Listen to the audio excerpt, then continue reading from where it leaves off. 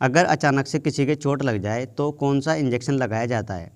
दोस्तों, अगर किसी पर्सन के अचानक से चोट लग जाती है, एक्सीडेंट हो जाता है, चोट लग जाती है, तो ऐसी कंडीशन में हमें कौन सा इंजेक्शन लगाना चाहिए, इसी के बारे में आज की ये वीडियो होने वाली है। इम्पोर्टेंट वीडियो है, छोटी है, ध्यान से देखें और कंप्लीट देखें और चैनल को भी ज़रूर सब्सक्राइब कर ले ताकि इसी तरह की इन्फॉर्मेटिव वीडियो आपको सबसे पहले मिलती रहे। तो चलिए वीडियो स्टार्ट कर लेते हैं। देखिए गाइज़, अगर किसी पर्सन के चोट लग जाती है तो उस टाइम पेशेंट को वोमिटिंग का खतरा रहता है, चक्कर वगैरह आ जाते हैं और दर्द उसको बहुत ज़्यादा होता है। और तीसरा, एक्सीडेंटल केस में कहीं से कुछ बॉडी का हिस्सा कट फट भी जाता है। तो यहाँ पे हमें पेन किलर इंजेक्शन और टिटनस का इंजेक्शन और वोमिटिंग का इंजेक्शन, इन 3 इंजेक्शन की सबसे ज़्यादा रिक्वायरमेंट हो जाती है। तो इसमें हम या तो उल्टी के लिए इंजेक्शन लगा सकते हैं पहले, जैसे पेरिनोर इंजेक्शन हो गया, इसमें आपको मेटोक्लोप्रोमाइड देखने को मिल जाएगा, या फिर आप पेन किलर इंजेक्शन लगा सकते हैं। इनमें से आप कोई सा भी इंजेक्शन लगा सकते हैं। और सबसे लास्ट में आपको टीटी का इंजेक्शन लगाना है, क्योंकि जो सेप्टिक का खतरा है वो रहता है, लेकिन वो एकदम अचानक से नहीं आता है, वो थोड़ी टाइम बाद शुरू होता है। सबसे पहले पेशेंट को या तो उसकी वोमिटिंग कंट्रोल करनी होती है या उसका पेन, तो आपने सबसे पहले पेरिनोर्म इंजेक्शन लगा देना है। इससे जो है पेशेंट की उल्टी या फिर मतली या फिर चक्कर वगैरह आ रहे हैं, ये सब कम हो जाएगा। फिर उसके बाद आप उसके डायनापार वगैरह इंजेक्शन लगा सकते हैं, जो कि पेन किलर इंजेक्शन होता है। इसमें आपको डाइक्लोफिनेक देखने को मिल जाएगा। पेशेंट को बहुत ज़्यादा पेन होगा तो आप स्टार्टिंग में डायनापार इंजेक्शन को भी लगा सकते हैं और सेकंड नंबर पे पेरिनोर्म इंजेक्शन लगा सकते हैं, या फिर आप फर्स्ट टाइम पेरिनोर्म इंजेक्शन लगा सकते हैं और सेकंड टाइम डाइक्लोफिनेक इंजेक्शन लगा सकते हैं। फिर इसके 1 घंटा बाद आपने टिटनस का इंजेक्शन लगाना है।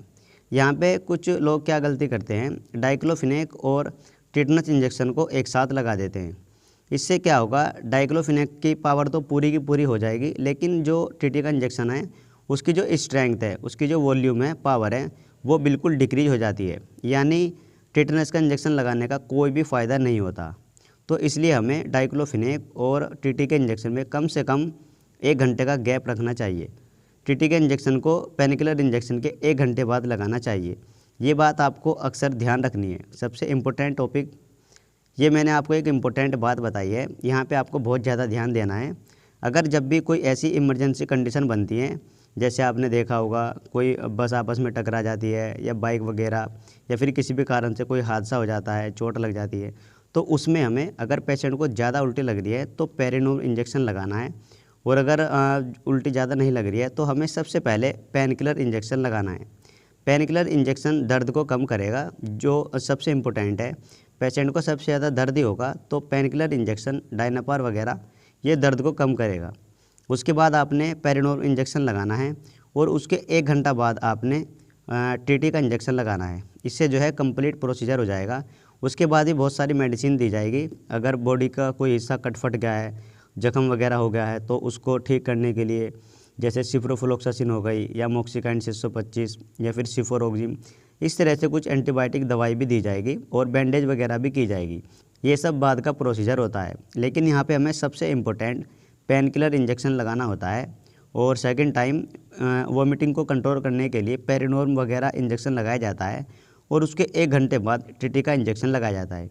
इस तरह से जो है अगर अचानक से किसी के चोट लग जाती है, कवर किया जाता है।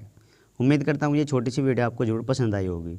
इसी तरह की वीडियो देखने के लिए आप हमारे चैनल को भी सब्सक्राइब कर सकते हैं।